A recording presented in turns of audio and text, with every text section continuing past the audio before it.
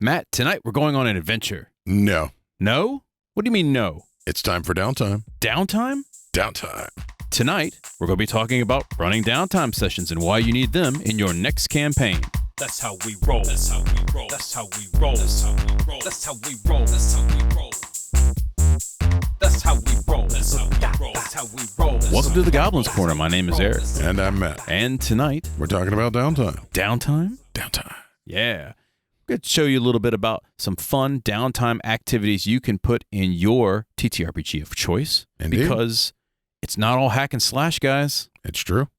So we're going to get to a couple of really interesting story options for running a downtime campaign, not just, Magic Mart shopping spree. But before we do all of that, hit that like and subscribe button. Help us get our show out to more people. Get notified when more awesome episodes come your way. Indeed. Make sure you hit the bell because for some reason subscribing just isn't good enough for YouTube. How dare they? It makes no sense to this me. But algorithm is just, it's just a thing. it's like Sisyphus just pushing a ball up a hill these days, really.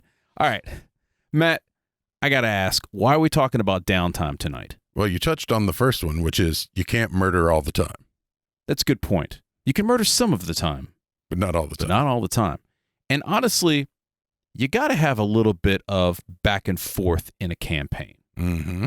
If you're just plunging into the story, it's super epic, you're going to burn out some characters. And downtime is a great way to do some side quests, do some fun, interjecting options. Yeah. Nothing is important if everything is equally important. You know what I mean? 100%. Also, characters need time to upgrade, to level up, to pursue individual projects and passions. Hell, maybe one of them wants to open a bar. It could happen. Maybe they've decided to retire and open a bar because they, as we all know, bartenders are retired adventurers in most campaigns, It's true. at least in mine. Storylines also need to move forward in time, and instead of just directly playing 6 months of time, you can have a downtime session so that your characters can go back home after the great adventure story arc and begin the next story arc. It also helps keep them tied to whatever communities they're from or in. So there's always that. Downtime can be used to allow characters to bond to specific locations. Can also be used to handle a whole bunch of useful and interesting things that might otherwise take too much time at the table. I was going to say, some people love a shopping episode. Some people hate a shopping episode. Yeah, and we have two different types of downtime episodes in mind, one in person, one offline. Yep. But, you don't want to spend 4 hours upgrading your characters when you want to get to the meat of a storyline. And so we'll show you how to run an offline downtime episode, as well as show you how to do some fun stuff in your gaming session, which is downtime. Sure. It can be used to provide a break from the main storyline. Some players want to take a minute, not just feel like their characters bounce from catastrophe to catastrophe. And there's many ways to handle downtime, as we kind of alluded to already. So downtime can be either in-game or not in-game. Sure. Let's talk a little bit about some of the things that you can do in downtime, aside from, again, the Magic Mart episode, right? Right.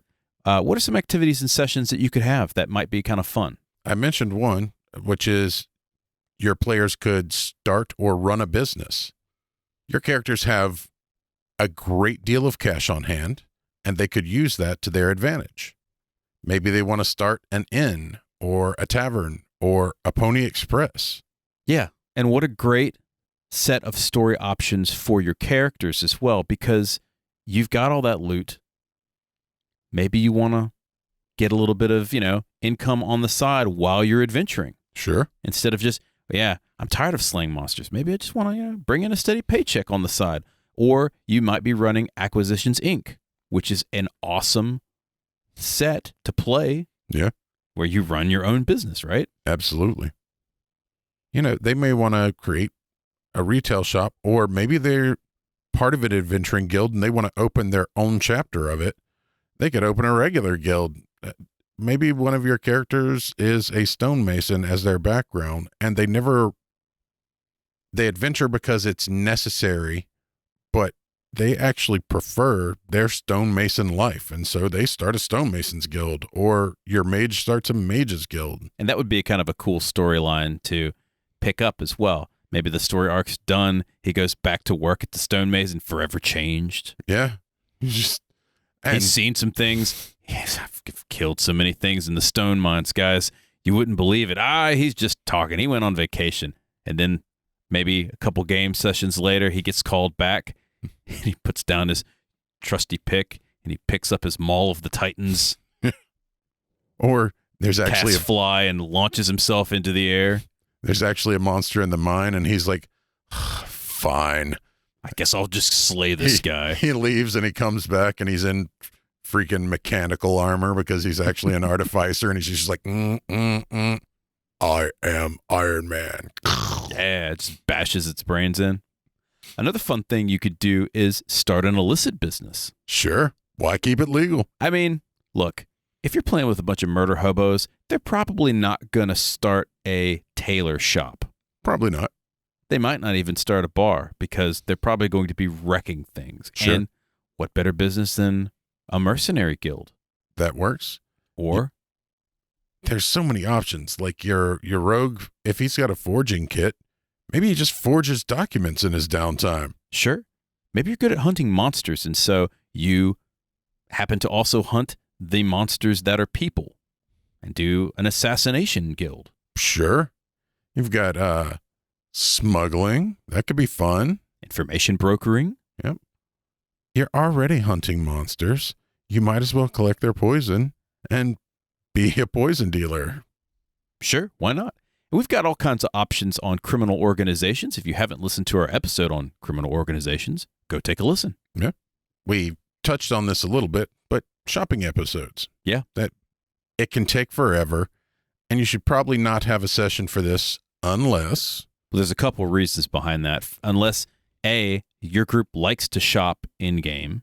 Sure. And sometimes that's kind of fun because you can meet NPCs and you can do the whole role-playing aspect. It's also a good time to be able to modify goods or have somebody make custom items.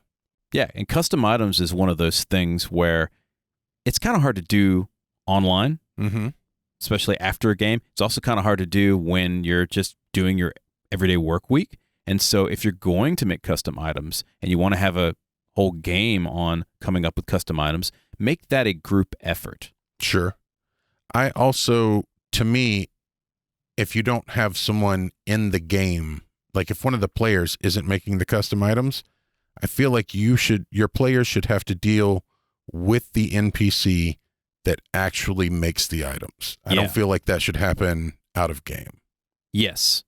And that's, again, you got to be kind of a savvy DM to run that because you're going to have to come up with stuff on the fly or at least know the rules in magic item creation. Sure. So just think about that if you're going to do that. Another fun thing, and we do this a lot for downtime episodes, which is politics. Yes. And it doesn't have to be like, oh, I'm running for something, but you could. Yeah.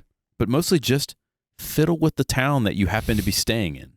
Leave it better than it was when you got there. Or intimidate.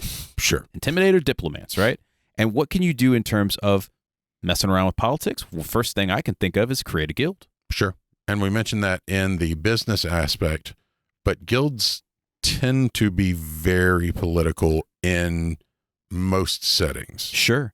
If there wasn't a mages guild in a town and you've started one, I'm pretty sure that you're going to have some high-level people come and talk to you because considering wizards are crazy and they literally bend reality, the mayor's going to want to have a chat with you about what your intentions are. Sure. On the other side of that, though, you might start a temple. Yeah.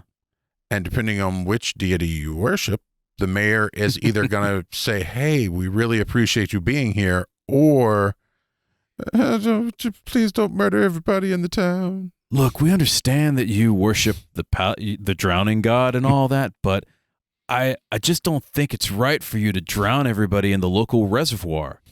And then you give him a drowning glance and stick his face under the water. Sure. really not going to enamor you to the populace. They don't got to be enamored. They just got to be converted. They just have to drown. Maybe one of your players wants to run for mayor, or maybe they're on the track to become a noble, or maybe they're just trying to take over the kingdom. Yeah. Nothing like a little world domination to do a little downtime episode. Are you thinking what I'm thinking? It could end up becoming the main arc, which is another fun thing to consider. Sure. One fun thing also is just straight up influence how things are going on in the city. Now, if you've listened to our episode on city building, yeah, you know that the city is not an island. Things happen while the characters are away doing their thing, killing the monster, rescuing people and such, or murder hoboing, depending upon how they play it. Yeah. And when they come back, that city's changed. May not always be for the better. Right. And what a perfect time to set things right or wrong with a little downtime. Sure. The other side of that is also when they've spent time away, when they come back, they can see the long-term effects of what their meddling has done. The repercussions of their actions. Yeah. So all of these examples are great for in between your main story arc. So if you're going to have like a long story arc session or some kind of epic battle or whatnot that you have planned, this is great for the in-between stuff to kind of give a little bit of a break, some breather before you get back to the main arc. Absolutely. What else can we do, Matt? You can develop contacts. And there's an Unearthed Arcana that kind of goes into this a little bit. Although I will say the roles for that are maybe a little kind. What do you mean by that? What you get for results based off of how relatively little money and time you have to put into it can be very big if you have decent face skills. What Matt is saying is you should make your characters work for contacts a bit more. A little more than that. That's fine. You can have opinions on that. I think working on people's skills in a downtime episode is a lot of fun because time and again, what ends up happening is you have a downtime episode. This is just as a DM, I've experienced this. You come up with just some on-the-fly random NPCs, and they end up becoming part of the story. Exactly. A perfect example is the mimic that I have in my campaign. Yar. Yeah, Yar the mimic, the pirate mimic, right? I expected them to kill him. Yeah. He was just supposed to be like a one-off odd thing. Just a one-off weird thing that you just happened to find. They befriended him, found him a job. And now he's one of the players' confidants. Yeah, absolutely. And that's what a great idea. Wouldn't have happened if you didn't have a little bit of downtime and messed around with your players some just to come up with something fun. Yeah. And so that's a great example of developing a contact. One of the things that developing contacts does is it allows you to kind of entrench yourself in different social strata. Like maybe your rogue doesn't operate on street level. Maybe they operate on the noble end like socialite of the spectrum. Yeah. Yeah, that sounds great. But at that point, who becomes your man on the street? So you might have to find somebody else. I think your barbar should do it. Well, and it's interesting if you're doing that with different social stratas and stuff like that, then now your characters have more access for information and research. And that's a really cool thing. Instead of just dragging out the DMG and rolling on a table, here's your knowledge check. You do a little bit of role playing. They've already developed these contacts, and you give them numerically the bonuses according to the contacts that they develop. I, as a DM, would totally allow, if you're going to talk to everybody you meet in a town and start developing relationships as a PC with those people, yeah, if you befriend them, you get the bonus. Right. That's we talked about we had a reputation episode. That's something you should definitely check out. Absolutely. And this kind of ties into that a little bit. Allow your players to use downtime to work on those personal relationships. Yeah. Get yourself some followers and stuff. You know what I mean? Yeah. On the other end of the spectrum from getting followers is find yourself a wealthy patron that the party can work for. Ah, yes. Get yourself a boss. And again, do a little role playing, little downtime episode, talk to the right person, maybe get into a bar fight or save somebody maybe that's getting jumped. Sure. That'd be a lot of fun. And they turn out to be a patron that sends you on the next mission or maybe spins off into a side quest of some sort. Something that ties in well to what we mentioned earlier, things like starting a mage's guild, starting a temple, things like that, is maybe in your downtime you take on apprentices or acolytes or younglings if you're playing Star Wars or something. Well, I was thinking more like street urchins and such if you're working on your information network and criminal organization. Sure. Become the beggar king. Yes, absolutely. Yeah, that'd be fun. Those are going to be the people who run the shop when you're not home, when you're out adventuring, right? Like somebody has to play that role. And if you're training people to do that, then you're going to have somebody. And if not, then you're going to have to lock the door when you leave, and it's not going to be making you money. And I will say, if you don't develop those relationships enough, what happens when you leave? There's a power vacuum. You might come back and find that everything's changed. You're locked out. Yep. There's some other mage running your mage's guild. And would say, if you're running this type of role-playing relationship downtime episode, your character's going to have to spend some money, going to have to schmooze a little bit. Sure. Because it's all about those relationships. And honestly, this is a collaborative storytelling game, right? Yep. Do some storytelling. These things take time. Have fun with it. Get your players to have fun with it. Absolutely. Speaking of which, if you can make the attempt, or your players can make the attempt to specifically build their reputation during their downtime, not make specific contacts, but to build their community reputation. Mm-hmm. People remember favors, right? And just because a task is trivial for your players as adventurers, that doesn't mean you didn't save a commoner a whole day's labor. Painting a house. A mage can literally sit down and go, unseen servant, paint this house. Dope. Taken care of for you, my guy. And sit down and have lunch with him while the unseen servant's painting the house, because now this dude doesn't have to. And the commoner thinks this guy's great. Sure. And now you've got a nice contact. Yeah. Yeah. Or maybe you're, again, going back to the ex-adventure stonemason. Happens to be an artificer. Maybe he's got wall of stone on his spell repertoire, right? Sure. He's building a building or whatever. They've already carved a bunch of stone. He just wall stones a couple times a day, builds that building. Everyone's like, man, you just saved us like weeks worth of labor. Hey, man, I'm here for you, man. I'm here for you. I'm a helper. Yeah. And now he's enamored in the populace. Sure. And that might mean something in game later on. Maybe something gets attacked. He gets protected. The person who just saved those laborers multiple weeks of work, because let's face it, wall of stone is, if you pop off a couple of those, you're saving weeks worth of work. Oh, yeah.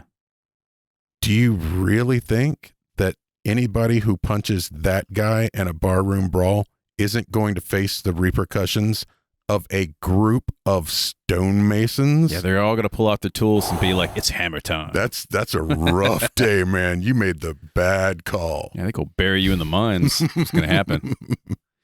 One of the more popular things that you can do in a downtime episode is create stuff. Absolutely.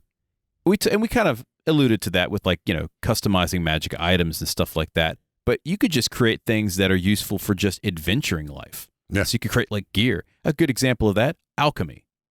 100%. Like literally everything in alchemy is great for adventuring. Yeah, healing potions, acid, the alchemist fire. You make some guns. Ammo for those guns. Yeah, like a little, what is it, a little arbalister, the little ballista thing that crawls around, those robot things.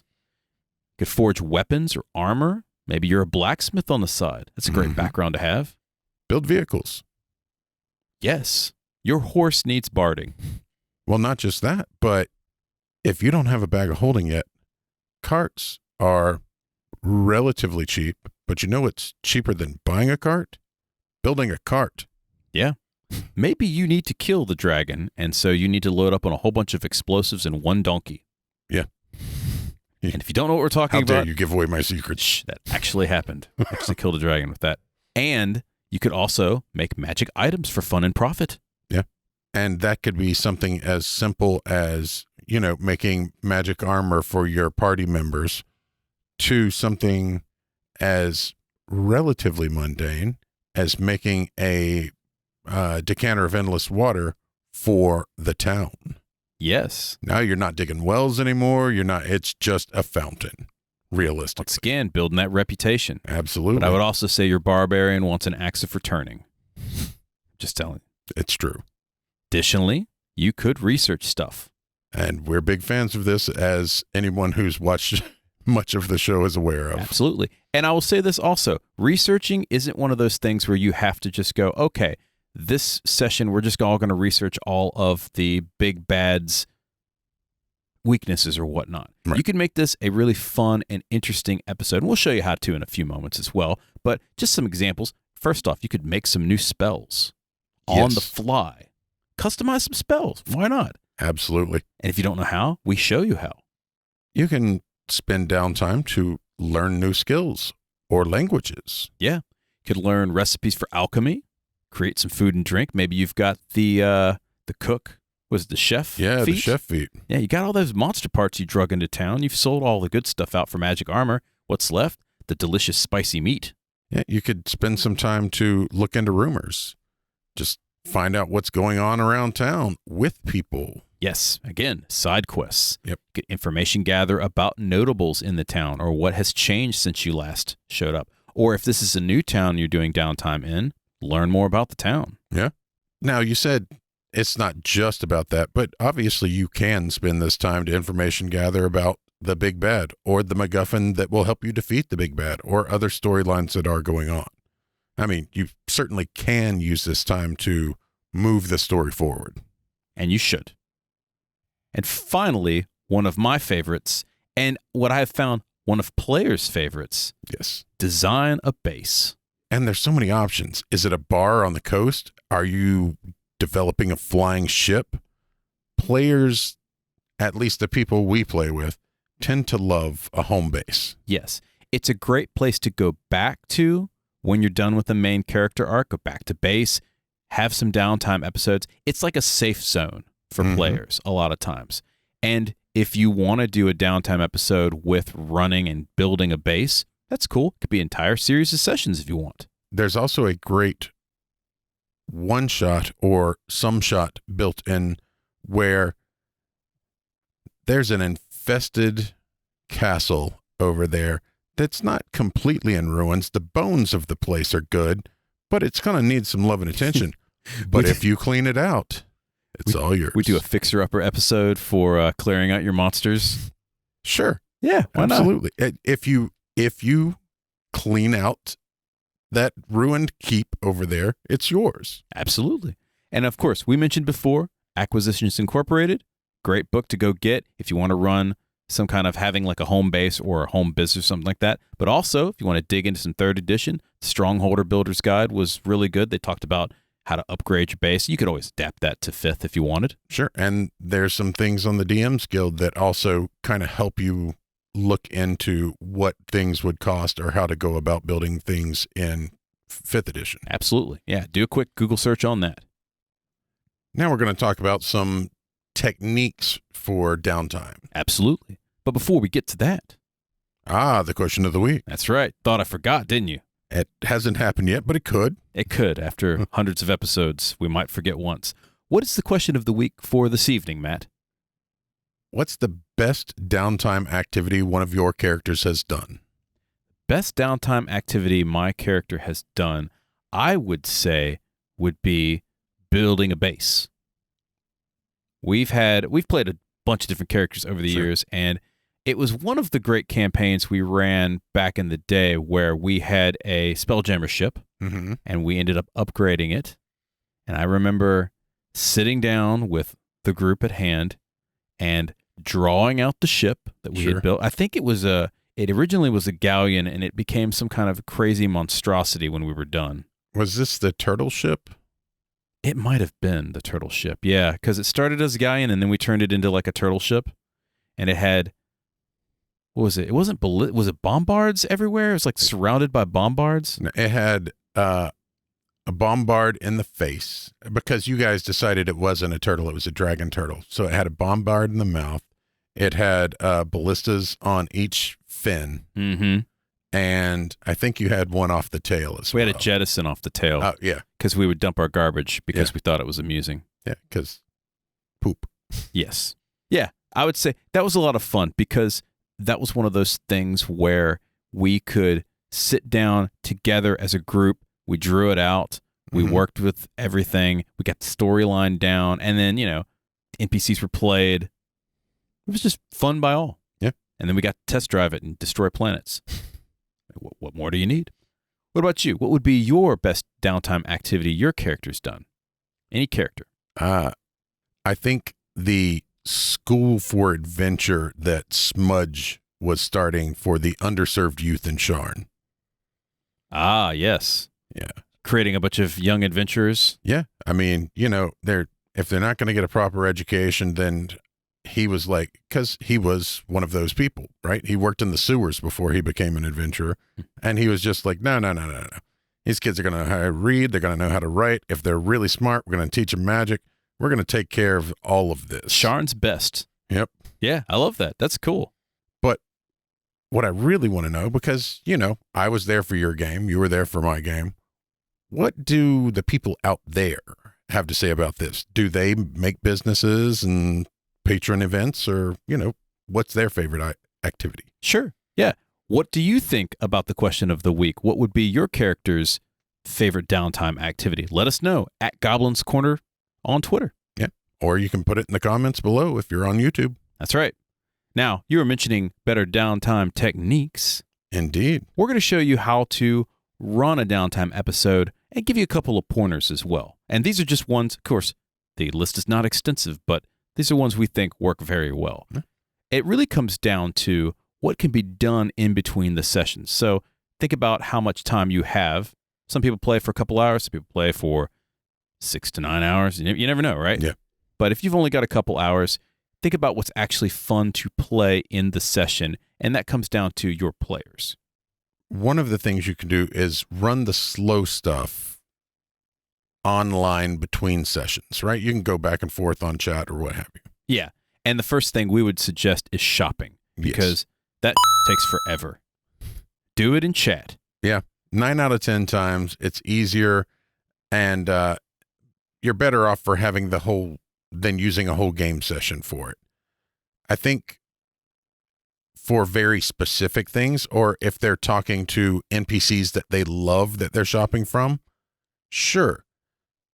Cut all of the generic stuff out and only start the session at that store. Okay, you've already gone, you picked up your bread and milk and all of that crap.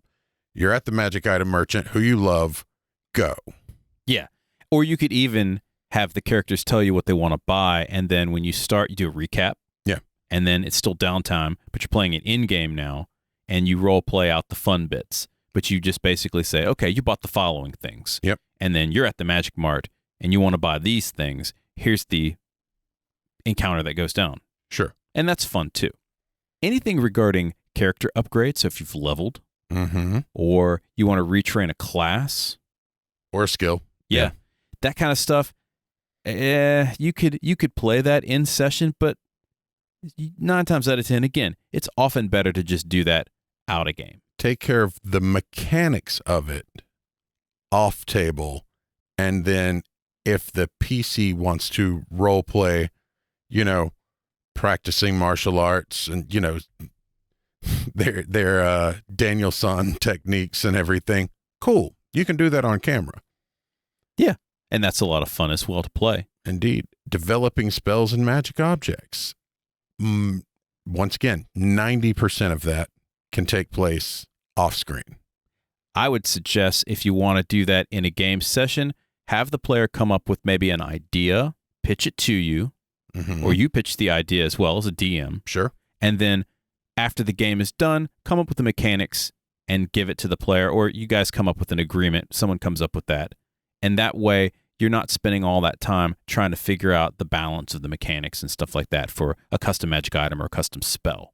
Absolutely. And we do this in our games too. A lot of times we'll crack a joke, or the player will say something funny and it wants to be a spell. And we were like, yeah, sure, we're going to make that a spell. And then when the game session is done, we come up with the rules behind that and we gift it to the players. Sure.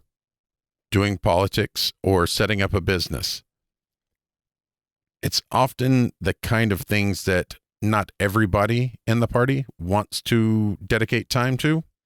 So sit down, talk to the people who are truly interested in it. The other people will just let it ride most of the time. They're like, oh yeah, whatever you guys decide, cool. We're going to hang out at the bar when it's done. Yeah, if you've got a bunch of people that want to play some action-oriented game and you want to do like some politics or something like that, or one of your characters wants to do that, do it offside. Yeah. You could do it in chat too if you wanted. Maybe only one or two players want to do it. You could literally have a whole session outside of the normal hack and slash game adventure. Yep. And have some politics stuff going on as well and add to the world. And that's a lot of fun as well. Absolutely. You can do play by post even for Yes. some of it. Mhm. Yeah. Basic contacts. If you're you don't need to interview every street urchin, No. right?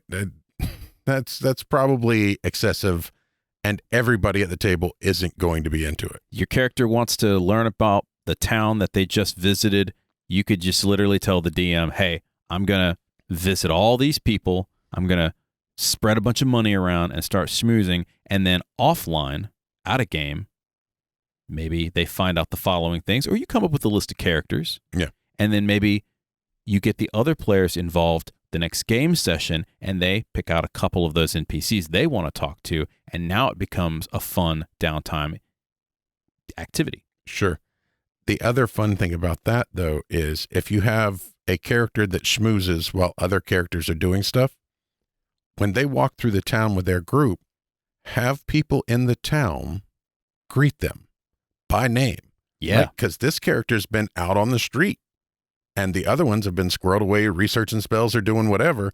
And so the town knows this person. Yeah, the bard's striding through. He's getting high fives from everybody in the podcast because he's just been out drinking with everybody. Yeah.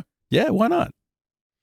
And then finally, just basic design. So that could be anything that we haven't mentioned already that might be mechanical in nature for a game, or maybe it's just something that needs to be filled in and it's just going to take too long and it's not really that fun. How does the bar look? Yeah. Yeah, if you're making a bar, ask your players, right? Ask your players outside of the game. Don't have them come up with that stuff unless that's something they enjoy doing. Yeah. All of them enjoy doing. Correct. Yeah. Now, what this means is that all of the, I'd say, labor work is Right. done in storytelling offline, and then that leaves all of the fun downtime stuff that's interesting to your players in game. Yeah. You can RP heavy things such as making actual contacts, right? Not random people that you're picking up a rumor from, but people who your character is attempting to develop a relationship with. Yeah, it's not a diplomacy role. It's something that you're trying to actually do in game. Right. Political events. You should, because those are going to have long-reaching ramifications most of the time, you should probably do that at the table. Yeah, this is one of the episodes where maybe all of the players go to a fancy ball Yes. and all of the shenanigans that are involved in that. That's a lot of fun. Could turn into a side story, guys. Yeah. What happens when the barbarian dips his toes in the punch? Who knows, right? What happens when he slugs one of the nobility? Grog the barbarian will not be trifled with. This cake is delicious. He smashes the dish. Right. He Thors it. Yeah, he Thor's it. Another smash. Bring me another. What we're talking about here is engaging actively versus a lot of passive storytelling. Right. You want your characters to actively engage. This is perfect for intrigue campaigns where there may be longer times between looting and murder. Yes. Yeah. In between the backstabbing and all of the intrigue and such that you're playing, you can have these political fun shenanigans as well. Another fun thing that we also mentioned could be a downtime activity offline, but if your players want to do this, you could go through the whole montage, wax on, wax off Danielson, doing the training the acolytes or priests if you're running a temple. Absolutely. Now, this can be comedically fun, right? Because acolytes could 100% be comic relief. Oh, yeah, and they should. It can also be wholesome, leave it to beaver, right? Dad's dispensing deep and meaningful advice to this new person, this apprentice who hasn't seen the world, and magic is this new and wonderful thing. It's not necessarily about charred bodies flying all over the place from a fireball because, well, it was Thursday and that's what had to happen. Yeah, they might love this apprentice, right? Yeah. And then when you kill them off 5 game sessions from now because they forgot about that apprentice because you left them back on the base and it got raided, now they have something for vengeance. Become a paladin of vengeance. I was going to say how a wizard becomes a vengeance paladin. Yeah. In one easy step. There you go. We mentioned reputation offline. Sometimes people don't want to play it, but in-game reputation sessions are a lot of fun. Helping the community, like you said, throwing up that wall of stone, right? But more importantly, side quests, man. Side quests, side quests, side quests. Absolutely. This is why side quests happen, because players are finished with the main story arc and they do some downtime. Yep. Stumble into a bar, stumble into the wrong bar, and there's a drow there that's hard drinking and he needs some help. Ha, he thought he was going to be evil. No, he's got a heart of gold. Yeah. He's just having a rough time right now. He's also got your gold too, because he's also a thief. He stole your gold. Heart of gold, though. Yeah. It's going to a good place. Yeah, it's going to his pocket. And then one of the best reasons, again, for in-game building is base building. I'm telling you guys, you could do this offline, but if you set it up properly, building a base with your players is a lot of fun. And here's a couple things you can do to build a base in-game. You can whiteboard it, right? Like literally set down a whiteboard, and as you discuss things, sketch it out. And if people are like, oh, I don't like that there, it's a whiteboard, right? You just erase it, move it over to someplace else. It's whiteboarding is really anything that you can erase easily is the direction you want to go. Yeah, and you could do this online too if everybody's playing online. But, get people interested in this. You want to make sure that all of your characters are down with building a base. But a lot of times, my players love this stuff. Get them to draw stuff out. Mm-hmm. Maybe they've got an idea. They want a training room. Maybe the rogue wants a room where it's got like secret entrances so he can leave and such. Go out into the woods. Sure. Maybe the wizard has some specific spell ideas, an anti-gravity room or something. You never know. There's only so many uses for that. For anti-gravity room, there's definitely one. Have some handy references available.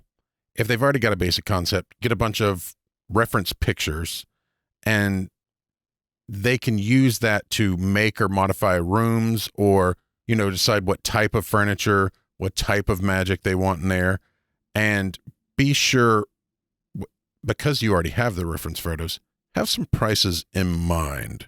Yeah, you don't want to just improv that real quick. You want to make sure that you kind of have an idea, or at least have a chart or the book open when they say, hey, I want to add this addition. Okay, it's going to be roughly this much. Right. And for furniture, realistically, the way I did it was, do you want basic furniture?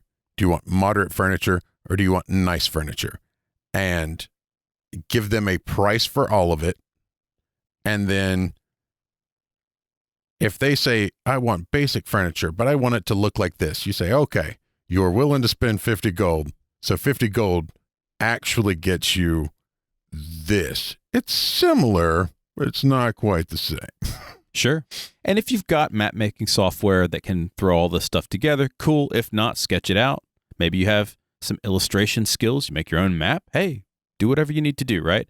One of the things that we recommend highly is whatever you build in a base, make it quirky. Yep. Make it weird. First off, you have adventurers. They're already above average in whatever game world you're playing because they're adventurers.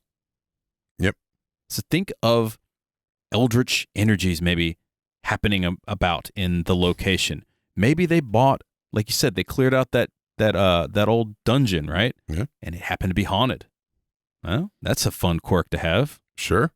And haunting isn't always a bad thing if you've got somebody with enough face to be able to convince the ghost that they're there to help. Sure. Maybe the NPCs messed up when they were helping put together your base, or maybe they did a better job than they thought.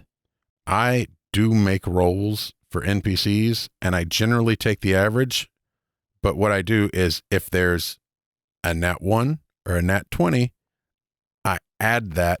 Maybe there's a weak spot in the wall, or maybe they got really artistic with the entrance, right? There you go. A 1 and a 20, just like that. Yep. And when you're done, celebrate. You guys have made a base. It's a lot of fun. You'll be able to go back to that. So it's a great downtime activity. Sure. All right. Finally, we've got a couple story ideas and some jump-off points for you to use in your campaign. You're looking for some ideas for maybe some downtime activities. Here's a couple for you. Matt, what do we have? Well, you've spent the time to make a new patron or contact. Now maybe they have a job for you. Oh, look, you've got a side quest already. Rumors have surfaced about the location of something of interest to your players. Yeah. Your bard went out carousing, and he seemed to hear the same rumor in multiple places. Maybe this is worth looking into. Players must form an alliance with a major power faction within the city. Who do they align with? That depends on their alignment, of course. It might. It might. They might go with the criminals, might go with the good guys. Who knows, right? Lots of power players in a city. And sometimes the criminals are the good guys. Yes. The supplier for your business sends you a missive that your shipment was hijacked by bandits. Oh, no. Now you got to go track those bandits down and murder them. Yeah, they're trying to put you out of business, man. Yeah. That's not all right. Your spell research is almost complete, but the special ink that will be required to write it is not available in town. Oh, no. But you can retrieve some purple and gold flowers from the bumbleack tree, maybe off into the woods, right? Yeah. Got to go do a little side quest, get some bumbleack juice, make that bumbleack tea so you can write your bumbleack spell. Exactly. I mean, Hamblish the Paisley mage isn't going to sit around on his You know laurels. he uses bumbleack ink. Absolutely. He didn't sit on his laurels, man. He may not be able to see color, but he can sure see patterns. Your players have arrived at their destination and have time to explore the city before the main story arc starts back up. And that could be just it. Yeah, simple as can be. It's an easy way to get the characters to learn a lot about the city that they just came to. Yep. If something was supposed to take 3 weeks as a journey and they get there a week early, they get there a week early. What you going to do? Yeah. Have them look around. The town wants to throw a kind of festival that will put it on the map. Can the PCs help with that? Of course they can. Of course they can. It may not be the help they want, but it's going to be some help. The barbarian's like, you ever thrown a pig throwing contest? Yeah. Just chucking pigs everywhere. Hogs are flying everywhere. Maybe the players have gained some followers. What do you do with followers, man? Like that's a decision that's got to be made. That's the whole game right there. What are you going to do with these followers that we got? They keep following me around. I guess got to put them to work. Yeah, super fans. Yeah. After looting the rich monster, villain, whatever, dungeon perhaps, they are now flush with cash. How do they spend their hard-earned gold? Yeah. Simple. Players have the means to make money in their downtime by starting a business. What do they start and how do they run it? Are they good employers or are they bad employers? Yeah. Got to know these things. Yeah. The town and its people grow and change based off of the player's influence. And that could be influence in the realm or influence just in the town. Yeah. The thing about that is that the bigger name you have, even if you're not the political power in the town, you're still a power in the town. If you are the hero that saved the realm and they know that you're living in the town, then you now instantly are a celebrity and people will come to that town. They might be selling t-shirts of you. Sure. Or sending assassins to kill you. Exactly. Probably both. Exactly. Very much so. Yeah. And finally, after saving the town, the mayor gives you a plot of land. Let's build a base. Yeah. And insert base building session. Absolutely. So there you have it. Several ideas to do some downtime, ways that you can interject fun side quests and stories, and of course, lots of role-playing opportunity in your TTRPG. Absolutely. Any questions or comments? Hit us up at Goblin's Corner on Twitter. And of course, we're on all of the things. Do you like our show? Subscribe to the podcast on your favorite player, YouTube, or Twitch. Click that 5 stars. Give us a review on iTunes, Podchaser, and YouTube. And remember, hit the like, subscribe, notifications button. Indeed. It feeds the hungry algorithm. which is currently doing a side quest right now, so it doesn't have time to talk to us. Well, sad. That's all the time we have for tonight. Once again, my name is Eric. And I'm Matt. We'll see you next time. Have a good night, folks.